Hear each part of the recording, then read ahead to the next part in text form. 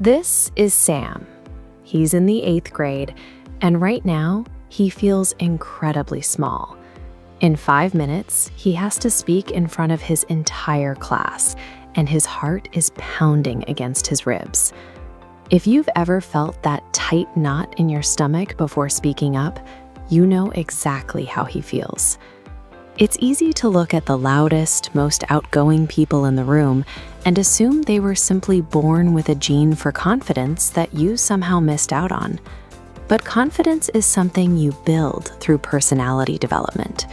While that might sound like a complicated term, it's really just about improving how you think, how you act, and how you connect with the people around you. You don't have to change who you are at your core. You're just learning to present that person more clearly.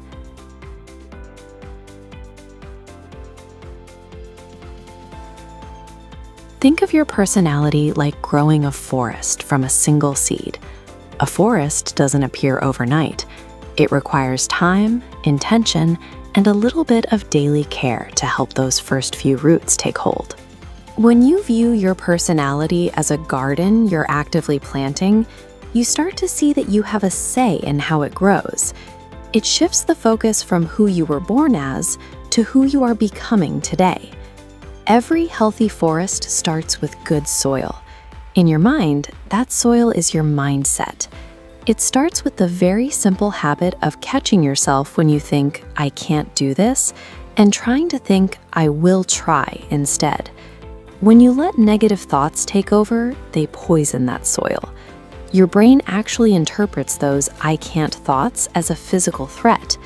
That is what triggers the racing heart and the sweaty palms you feel right before you have to stand up and speak.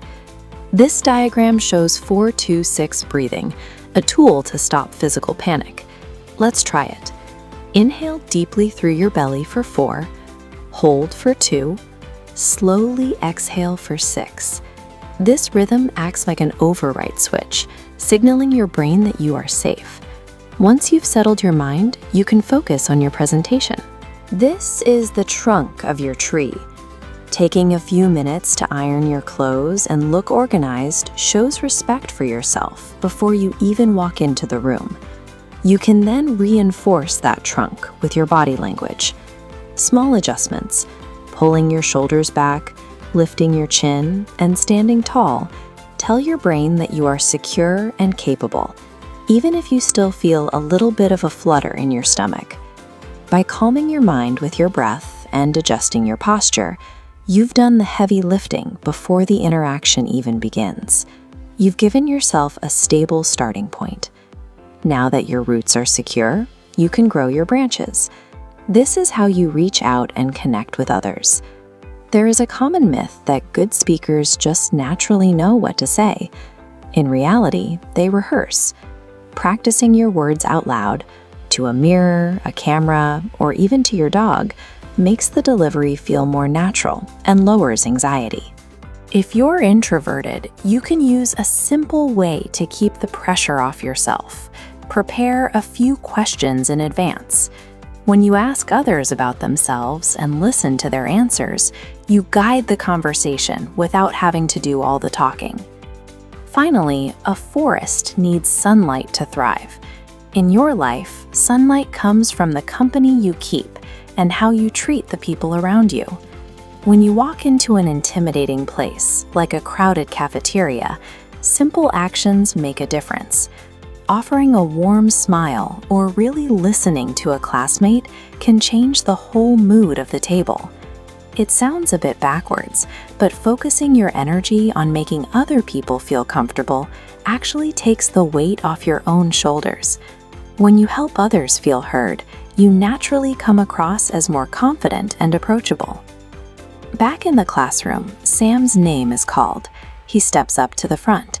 He's standing tall, using his breathing to keep his voice steady, and making eye contact with the room. Halfway through, he stumbles on a complicated word, but instead of freezing up, he just takes a quick breath, corrects himself, and keeps going. That moment proves that building your personality isn't about being perfect. It's about having the tools to recover when things get messy. Sam survived the day without pretending to be a different person. He didn't hide behind a fake character.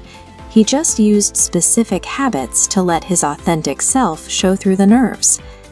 Growing your personality is a long-term project made of small daily choices.